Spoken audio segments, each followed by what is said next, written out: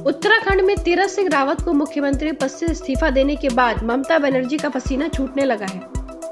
उनके इस्तीफे को लेकर भले ही कई सवाल उठ रहे हों, लेकिन बताया जा रहा है कि उत्तराखंड में संवैधानिक संकट पैदा हो गया है।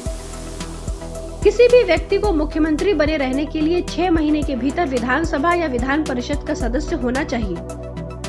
उत्तराखंड विधानसभा के चुनाव को साल भर से कम रह गया है।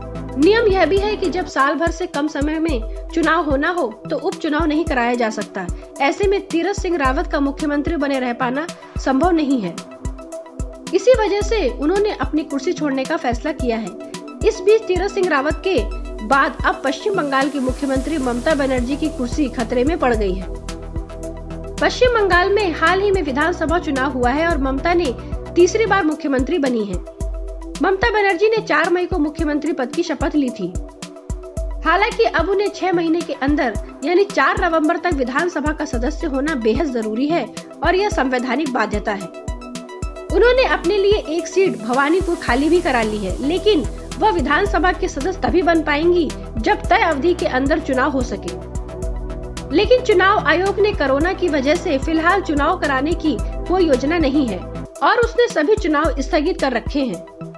चुनाव आयोग अब कब चुनाव कराता है ये अभी किसी को पता नहीं है। ऐसे में अक्सर नवंबर तक भवानीपुर उपचुनाव के बारे में चुनाव आयोग फैसला नहीं लेता है तो ममता की कुर्सी पर खतरा हो सकता है। तीरथ सिंह रावत ने संवैधानिक संकट और अनुच्छेद 164 का हवाला देते हुए इस्तीफे की बात कही है। अनुच्छेद 164(4) के अनुसार कोई मंत्री अगर 6 महीने की अवधि तक राज्य के विधानमंडल, विधानसभा और विधान परिषद का सदस्य नहीं होता है तो उस समय सीमा के खत्म होने के बाद मंत्री का कार्यकाल भी समाप्त हो जाएगा। इस लिहाज से पश्चिम बंगाल की स्थिति भी उत्तराखंड जैसी ही दिख रही है। यहाँ सीएम ममता बनर्जी अभी विधानसभा के सदस्य नहीं है। अगर नवंबर तक भवानीपुर सीट पर उपचुनाव नहीं होता है तो ममता के लिए विधानसभा की सदस्यता हासिल करने तक मुख्यमंत्री बने रहना संवैधानिक दृष्टि से संभव नहीं है।